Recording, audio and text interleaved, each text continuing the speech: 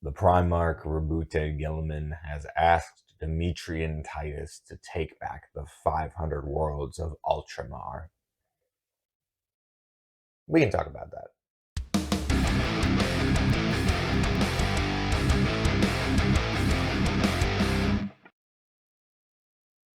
Here at Tattoo Tabletop, we have a lot of fun, so be sure to like, share, subscribe. It's all completely free and it helps me out. And if you really want to help me out, come join our Patreon. Link is in the description where you can come post and talk about your favorite minis. Now back to the video. In honor of today's subject matter, Blue Raspberry. Welcome to Tattoo Tabletop. My name is James, and today we are talking about the 500 Worlds Titus Battle for Unity campaign expansion book for Warhammer 40,000. Now, are we going to go dive into a lot of the specifics? Not necessarily. There's probably a lot of better channels who had access to it way ahead of time, who have been able to read it and dive in a lot more deeply. Mine is going to be talking about more so the package in which it comes in. So, just looking at the top of this, and from a lot of the other pictures that I saw, this just looked like a book to me. I assumed this was a big book. We had our binding here. Yeah, this makes perfect sense. This is a book. This is not a book. This has many inserts of things. So you have a whole plethora of things here, multiple subsections in multiple different other books, along with the detachments, which is in this little floppy pamphlet thing. You have stickers, which I was like, what are the stickers for? It's because they're there for this campaign map that you have for this as well, for when you do the campaign. You have the campaign book itself, War on the Vespator front. That's what accompanies the rest of that. You have the Dread Incursions book, which is also a little bit of a mini campaign, but mostly focuses around boarding actions. And boy, does it give you a lot of boarding actions layouts and stuff, which is really cool. And of course, then you have the lore. So you have this entire plethora of things in this one box. And I will give them this right off the bat. This box, it's nice and sturdy. I actually really appreciate it because I've only ordered one special book from the Warhammer for directly from Games Workshop. It was the special edition of the Leagues of Votann Codex, the newest one. I thought the artwork was really cool, and it arrived damaged. They put like no packing in it. It got damaged. Asked about a thing. We're gonna skip that. But either way, this is nice and solid, nice and protected, and of course, it's just cool design. Love it. A little holographic there, ultramarine symbol, laminated and stuff like that, reflective. It is really cool. But the question is this what we're getting going forward? Because one thing to also note is, so yes, this box here is very, very sturdy, but also when you're looking at the books, what I anticipated is not what I got. These are floppy. These are like the campaign books in the kill team boxes and stuff like that. I assume it would be to keep down costs. That would be my primary thought. But overall, again, quality's still good. Still have the awesome, you have the awesome miniature photography, everything accompanying like that. So it all still looks great. Of course, it goes over the rules, explains the campaigns and stuff like that, and different mechanics. Because obviously, you have all these bloody stickers, and you have no idea what they mean, right? You got little radar dishes, little star. You got to get the explanation for all this. So that ties with this thing, and it all comes in this neat little package. So we're gonna talk about it just a little bit, but for the most part, what do I think of the package? Kind of like it. I do. So retail for here in the U.S., the entire thing is $80. It's about $20 marked up from the usual codex, which is about $60. I think they started creeping up a little bit higher to $70. But for the most part, not the worst in the world. And it does finally satisfy some people's request to keep the lore and to keep the rules separate. I like having the entire bundle, but I'm a weirdo. You guys already know this. So you have all the different things. You have all the new detachments, which they're already on the app, which I did not anticipate. So people have been already playing with them. Kind of nice to have, a nice little hard copy here. If you're like me and occasionally you just need to leave your book wide open at the table just to make sure that you're double checking your stratagems and stuff like that. I have my phone. I like my phone. I'm not here to try and kill my phone battery though. And also, then sometimes it just looks like you're texting or something. It's very annoying. So, very exciting for all the new rules. It's awesome to get new rules. Obviously, these are, painted up as Ultramarines as they are, since this is the battle for the Ultramar system. But obviously, any Space Marine can take this, and there's a couple in here that I think actually have some good teeth. So that is very, very exciting. Just to kind of give you an idea what this campaign map looks like, it is big. Like, look at that. That is hefty, and it's got a nice thicker material. And again, this is all for the campaign. Multiple theaters. It appears to have multiple systems: Nova Magnor, Astarthem, Warhammer words. So that is also kind of neat if you ever do the campaign. I would love to play a campaign, whether it's a Path to Glory, Age of Sigmar, or it is a campaign for Warhammer 40k. I think that'd be a lot of fun. We don't have a ton of people, I think, who organize campaigns in my local area. I know I've seen one or two. Most of the campaigns that you see around, at least in my area, tends to be slow grow leagues, where you start with 500 points, work your way up to 1,000 points, work your way up to 2,000, et cetera, et cetera. That's not my issue. I have the points. The points is not the problem. But I would love to get into some of the narrative focus. There's a lot of bookkeeping I hear, which could be a little bit of it. I would like to just try, right? At the very least, and I mean at the bare minimum, I plan on trying to do the narrative campaign in Atlanta at the Warhammer Worlds event in Georgia, because I do think that would be a lot of fun. And I'm not getting a golden ticket, and that's fine. I can live with that. So we got that there. And again, the boarding actions book. This thing's actually one of the thickest ones. If you look at the lore book and you look at these two side by side, they're pretty close, which I actually think is pretty cool. And flipping through just to kind of give you a rough idea.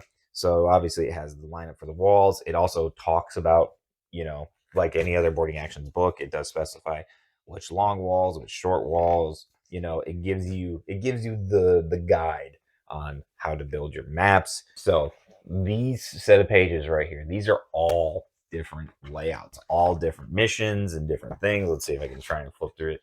You have a pretty substantial amount of layouts. Like, these are all different missions, all different layouts, which is absolutely incredible. I think that's fantastic. It's expanding on that. I do know that boarding actions is a lot of fun. The one time I played boarding actions was, and actually my very first time, was at Vanguard Tactics, however many years ago now when it first came out. I got absolutely walloped by Steve, but it was fun. I really like the boarding actions. I really like the boarding actions rules as well. Kind of a nice addendum with like Zone Mortalis from 30K and stuff like that. I think they're a lot of fun. It's got the individual rules in here. It actually even goes over a lot of the boarding actions rules too. So if you haven't played boarding actions before and you're trying to understand how it works, it's in here. It's in the book. All the different stratagems, and of course, again, has its own campaign. So it even talks about here. So if the defender wins, follow this path. If the attacker wins, you follow this path, and all the different variations in between, which is also very fun. So now you have two campaign books. Two campaign books, which is super, super cool. And you get a little bit of you get an idea of like what you're kind of dealing with. This is kind of your campaign pathing map. Start here, attacker wins, you go over here, defender wins, you go over here, etc. But that is very cool as well. So a lot of good missions in there. Good little bundle. The lore. Finally, the thing that usually I'm most excited about. I will say, even with some of the past campaign books like Arcs of Omen, I was often buying the books for the lore. Period. They are currently in a nice little display off in the corner. I have them in order. Abaddon, Angron, Vashtor, Farsight, and then the Lion. And I was mostly, and of course they had missions, they had rules, but I was really just reading them for the lore. And that was my favorite thing. So this part is for me. There's plenty to go into here. I haven't read the entire thing yet. I look forward to reading the entire thing. But all we know is Demetrian Titus has been tasked by the Primarch to retake the Ultramar system. The Ultramar system being the 500 worlds that are attached to Ultramar, surrounded by Macragge, which is their obviously chapter world. It dives into a good bit of that. Obviously, Mr. Titus now is Captain Titus. He's been returned to the captainship after his previous commanding officer Acheron and Chiron were killed off screen, which is a little sad. Hopefully, we get something fleshing that out a little bit more because it just kind of feels like a weird write off moment where it's like, oh yeah, his two friends from the Big Space Marine 2 game where you spent a lot of time and you had the camaraderie and everything. And Chiron was someone who was taken and like put into the Primaris treatment during the 30K millennium. Like he clearly has a very distinct memory of it. It shows up in the game, and then he just gets bodied, which is extremely unfortunate. He was a very cool character, very interesting. Nope, he's gone. Gadriel's in here. He's the chapter ancient, obviously, per the unit present here. So he is still alive and kicking. So there's plenty in here to dive into. There's a lot better lore channels for it.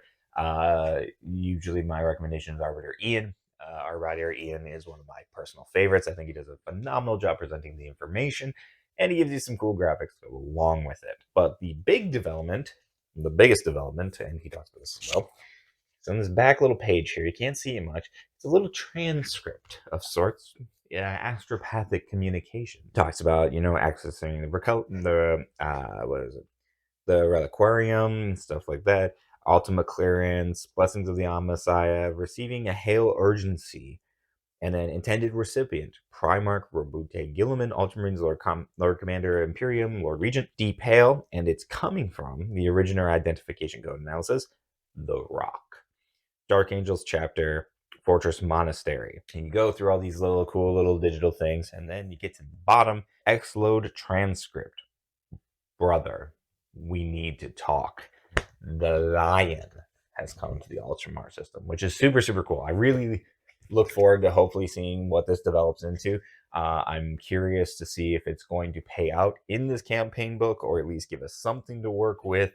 That would be fantastic. I would really, really love that. These two haven't met yet, which is insane to think about because obviously Arcs of Omen happened 3+ years ago, and we know that the Lion woke up. Number one, which was great. I loved it. But specifically, he's been trapped in Imperium Nihilus, so it now seems like he's made his way over, and now the two hopefully finally meet, and we can finally have a conversation between Primarchs, specifically between two Primarchs who haven't seen each other since they've woken up.